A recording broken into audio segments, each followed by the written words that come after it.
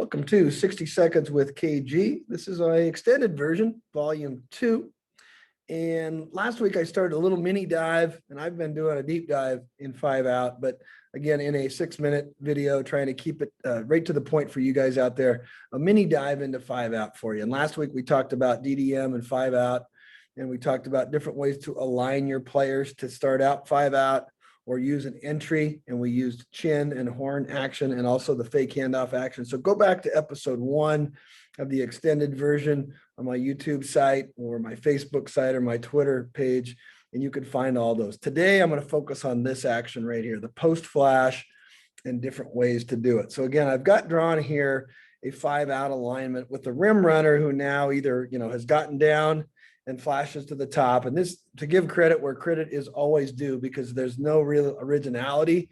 There's just borrowing of ideas. And I encourage anybody that wants to talk hoops, reach out. I love talking hoops. I love sharing ideas. I've got a lot of new ones kind of in my brain that I'm trying to get out there. So if you love to talk some basketball, let me know. But in this case, you flash up and you see a little bit of that with Loyola. I thought Illinois could have pressured that top a little bit harder, but Mike Neighbors is where I really got a lot of these ideas from. And again, flashing the post now creates your 5-out alignment. I talked about not liking the 5-out to start because of the spacing, but loving it once it got going. And here's a way to get it going with a post flash. And I'll show a couple different options. In this case, we have a few different options in our post flash. We have a catch here at the top, and there's a lot of different things you can do. You could do a down action, which a lot of you, like for the Michigan State fans out there, you see Izzo do a lot of this. They'll go here, they'll curl and then pop back. Those are options to start it. And now you're into a dribble handoff with your person here, or maybe if something was easy, a quick entry inside. So we would call that out of our down series. You might have a down reject, or the 4-man again up top. You have your spacing with your 1, your 2, your 3, and your 5 is spaced a little bit wider. Now you've got your down reject. And a down reject would be something like this. And you could do this on both sides. You can decide that you want to keep your weak side just as an interchange and run anything on one side. Again, there's lots of different ways to do this. And I think you have to be original in your thinking based on your players. If you don't want these players doing anything other than just spacing, leave them home. And knowing that this might be a right-handed player, work all your action on the strong side. Great way to kind of tweak your offense. You don't necessarily have to work both sides of the floor on this action. We would call this down, and then down reject would be this next action here where you would pop back. And the next little thing, I'm going to show you a great little set play that kind of goes along with the down reject. So if you guys want to take a look at this one, I'll show you something out of there. And again, this would be just a quick hitter out of what we call our Razor series. Again, based on what Mike did a little bit at Arkansas. Terrific coach, terrific person, really willing to share the game. In his down reject, it's down here, 2 rejects. They're looking for a quick hitter there. Again, versus a hard overplay, this is good stuff. Our 1 now turns around, and we're right here. Again, sometimes you'll get a cheap one where X1 and X2 both follow. If we don't have that, the play continues. And what they end up doing is running a little shuffle cut under, and then a little screen to screener, which everybody's seen there. So that's a nice little quick hitter on a post flash series. I really like that. And then the other option that I want to share there, just as I go over the basics of a post flash, what I like, again, there's a million different ways to do it. And certainly what I am doing is just simply some of the ideas that I really like and I like to share on this stuff would be the up series. And again, you could do this on one side, you could do it on both sides. Mike had Kelsey Plum for a long time and used her on a one-sided stuff. And I'll show you some of the elbow flash, but then up for us would be the flare. You're looking to flare off that pass, slip out of that. You could do that on both sides. You could, again, focus on one side. You could combo that where strong side entry might be an up series and the weak side could be a down series, or you could just keep them stationary. It's truly up to you. But again, this to us would be our up series. And what I showed you earlier was the down. Now, here's some of the fun stuff that we do right now currently with our team at Clackamas Community College. We have a 41 series, which involves a post flash, but not to the top of the key, but to the elbow. And again, it's a fun little action for you dribble drive guys. And again, in this action, we are in our traditional DDM spacing. Our 5 is higher and wider.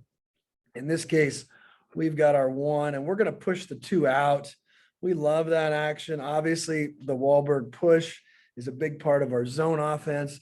We think it's great for your man offense. It's a great way to give your player a two-way drive. I think coaches, the one thing about DDM that can get you a little bit is you end up with quite a few one-way drives where it's always a middle drive, always a middle drive. And if you can put your players in a couple two-way drives early in the offense and late in the offense, I think it can really help.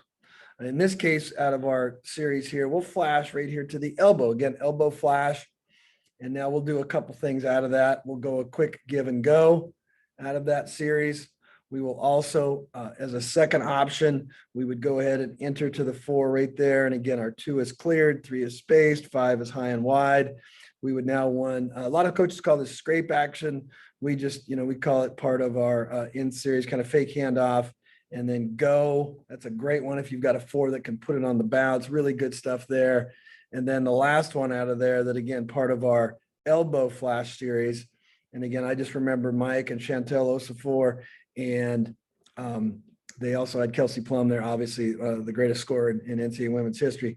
And we would go here on that entry, and then the 5 has shuffled over a little bit as this happening, and then they run the old split the post. And again, you saw Loyola Chicago running that action there. So that for us is all out of our 41 series. And again, you could call that a 41 go, 41 scrape, 41 split, something that those are just the words that we use. But again, I think using that strategy to get into your 5 out with a post flash is another great way to do it.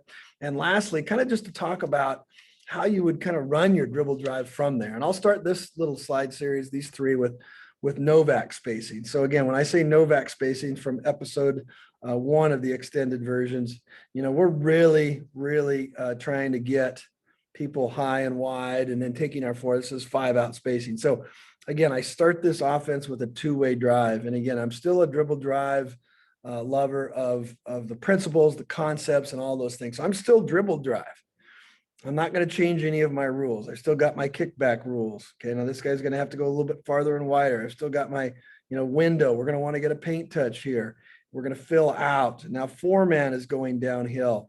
And again, the 5 is there. And then the 2 is staying home and reading the defense. And then they may lift to the window there. And again, we're attacking that paint. Now, if 2 gets it, it gets a little tricky because we have 5 right here. If we make this window pass and we don't get much out of it, and we have 5 right there, we're gonna go quick one more. We're going to go quick one more and then get into our dribble drive attack there. So that's a little bit of a wrinkle that we have to do. Now, that doesn't mean 2 can't put it on the bounce and go. But you can see here we have a smaller gap, so we may need to throw a 1 more before we get into our bounce. And then notice the spacing. The 1 has kicked and spaced. Okay, we've still got our, in this case, 3 lifted into that little area there. And so we're still in really good dribble drive space. And again, with 5 players outside the 3-point line, there are some slight adjustments you have to make. But I say that in a positive way, very slight adjustments. So the last little piece of this, 5 is going in there. 3 is kind of, depending on where it's at, do they stay home there or whatever. But again, you're going to fill out. Our rule is always to pass and follow. And now, again, you've got the 4 is kind of spaced over here. The 1 is filled out to there. Your 2 had lifted earlier. So you're looking at still some really good spacing. The 5 had kicked it, so they're out there. And we've really just spaced the floor. And again, you're going to overload a little bit. You might have a situation where you've got there, and there, but that's all right. Again, with the 30-second shot clock in college, we don't really mind that much. And we still love our concepts and principles within that dribble drive flow. And again, I really want to flow. I don't want to call it a continuity. I think Mark Hart talks about that all the time in his clinics, that he doesn't want to call it a continuity. And I'm right there with him. I think you have to make sure that you're attacking paint. You are looking to get paint touches, collapse the defense. And if you've got a 4 that really isn't a 4 and you want to space them out to 5 out, I think these are some things that could help you. Good luck, coaches. See you next time.